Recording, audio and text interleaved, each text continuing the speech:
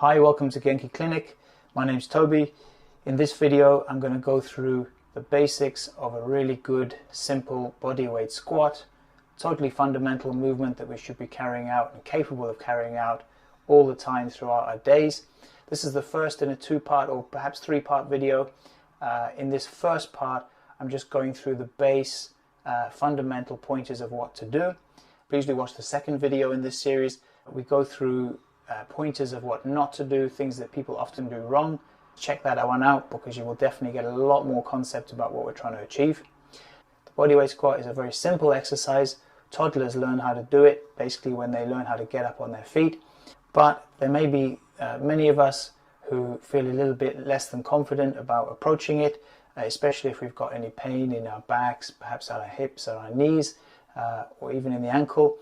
Please check to the end of this video and I give some pointers on how to start approaching regaining some of the capacity of this movement, even if you are feeling a little bit less than confident about it. From an acupuncture perspective, the importance of carrying out and being able to carry out basic fundamental body movements like this is, of course, on the physical level, the capacity to actually contract our muscles in such a way and not to have pain in the joints, but we're also interested in what lies behind that. In our view, we would start talking about the meridians, and in Western medicine, obviously, we'd be thinking about the neurological system, including the messaging up here in the brain. So when I talk a little bit later on in this video about making sure that this doesn't just become a mechanical type of movement, if we do use it as an exercise, but actually to get involved and really feel what's going on, that's the bit that I'm really interested in there.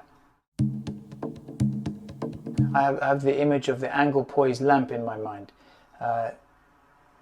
If you have a little look here, I'm moving down and you have a lot of nice angles in the body, but a nice stable base, and everything is very nicely balanced and poised. So we should be poised all the way through the motion. At the same time, we do need to produce these angles and basically concertina ourselves and build up and almost feel like we're a kind of coiled spring as we go down, able to push back up into a standing position. I actually shot this video a couple of days ago. I've had a haircut since then, and also the aspect ratio was a little bit funny on the camera, so enjoy the slightly old school feel of this video. If you think about the ascent of man, moving from a four-legged creature, slowly stepping gradually up onto hind legs and then standing fully upright with our head looking forwards like this, that is what defines us really as human beings. And that's something which we can actually all achieve, because it's better to think about it not as an exercise but actually just as a fundamental human movement, one which we all need to be able to carry out in order to be self-sufficient basically, and not need help to do very simple things like get up off chairs, get up off the toilet, get out of bed. We can all do this movement. It's just that we've allowed ourselves bit by bit to believe that we can't do this movement because we haven't really carried it out for so long. We do a lot of sitting in chairs. That tightens up various areas of the body which prevent this squat position. And then if we do need to get something off the ground, what we tend to do is keep all of this pretty much as it is and bend over right from here, from the back. That's okay, but actually what we do want to be able to do is to be able to bring ourselves down like this and pick things up off the ground and actually push ourselves off the ground like this. Okay, so the basics. Number one, feet. Put the feet about shoulder width apart. They can be a little bit wider, they can be a little bit less wide. It really doesn't matter. Bringing them super close in like this, you can still do a squat, it's no problem, but it's a little bit more difficult. About shoulder width apart. Number two, tracking of the feet. The feet can be anywhere from straight forward, facing the camera like that, both of them, to some angle, a little bit further out like that. It's up to you, whatever your preference. We can start tweaking the angles that we use in order to work certain specific sections of muscle. That's something for later on. Let's move to the knees. The most fundamental rule of doing a squat is that your knees need to go in the same direction or track the feet. So if your feet are straight forward, in this case pointing towards the camera, the knees go in that direction as we go down, absolutely straight over the feet like that. If the feet are a little bit further out like that, then the knees go out in that direction. Once we've got our feet in place and we know that we're going to track our knees over our feet, how do we do the squat? The squat is actually all about taking the bum back that way. The way that I like to imagine it is that if I was standing next to a table here, which was the same height as my hips, and somebody standing the opposite end of me of the table there was to push the table, I would literally just bend forward like that as the table pushed me in like that. Table pushing in, bum goes back. Once the bum has gone back that direction, then we can start to think about bending the knees. Alright, so bum's still going back, still going back, still going back, and it's the bending of the knees is happening secondary to that. Now you can see I've got a nice zigzag motion coming up here, the body a little bit like that. It's absolutely fine for the chest to start reaching towards your thighs like this, and actually just as we start to drop down, we can also include the arms in this motion here. Let's just run through again very quickly the pointers. Feet are straight or slightly out. Relax, unlock the knees very slightly, but initiate the movement with that bum back position, or someone pushing the table here, initiating, pushing back and bending forward, bending the chest forward and the bum back, and then we can start to put the bend of the knees in.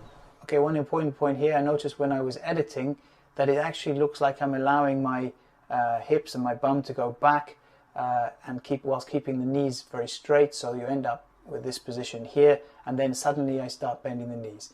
In reality, it's not quite like that. In reality, you want to have the knees quite soft when you start this movement, so that when the bum is going back, the knees automatically start to fold at that point. Okay, so it's really both of those things are happening at the same time, but in our minds, it helps us if we start to think about the motion coming back, bum back first, and it prevents the kind of problems which I talk about further on. This allows us to start bending here, and notice importantly that the feet remain flat on the ground down here. Okay, there's no lifting of the heel. We can actually put the arms forward as a counterbalance for sending our weight back like that, because what you will find as you start to do these initially is that most of the weight will appear to be on the heels. That's absolutely fine. Basically, you want to come down as far as you feel comfortable. This is fine. You can actually go an awful lot further. We'll go into a little bit more detail later. But essentially, once we get to this point here, then we want to drive back up again, and it's an exact reverse of the movement down. Nice and slowly, thinking about driving our heels down and our bums forward that way.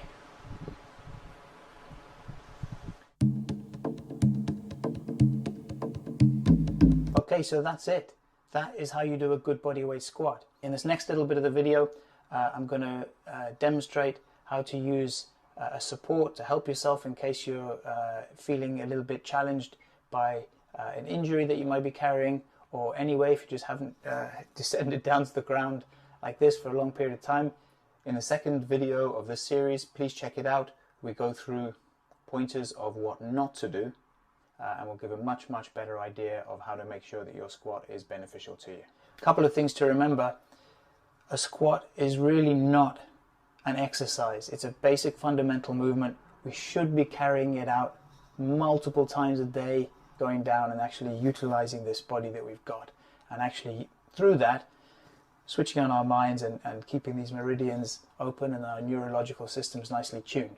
The more that we exercise our capacity and inhabit these angular but poised angular postures, the more that we essentially regain youthful movement and essentially become younger.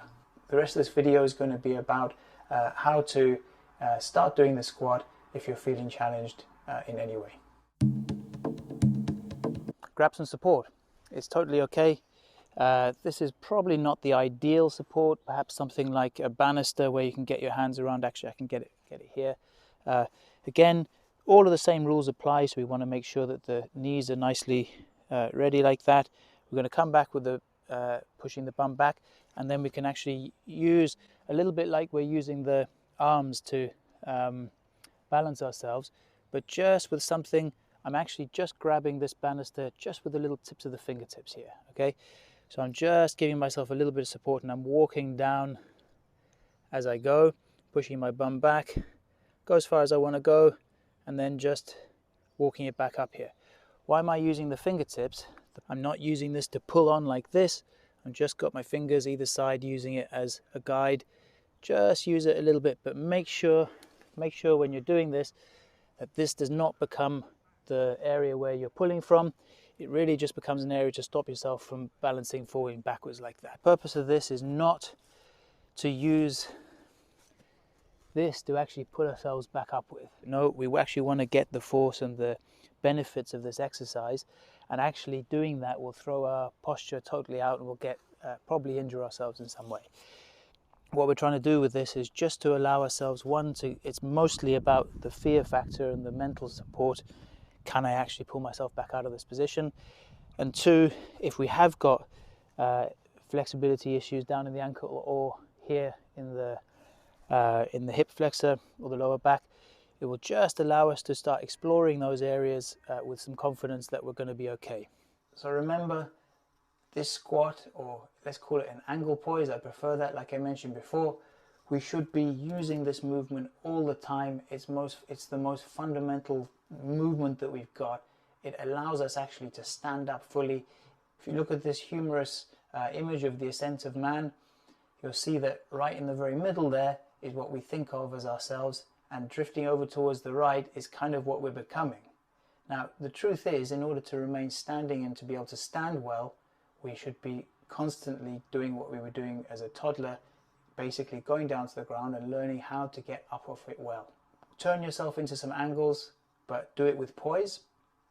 I would recommend that any opportunity you give yourself to actually go down to the ground, so if you're going to pick something up, if you're going down to a kitchen cupboard, if you're taking something out of the freezer, picking up the TV remote, whatever it happens to be, use the opportunity to actually do a squat or poise yourself in an angular way,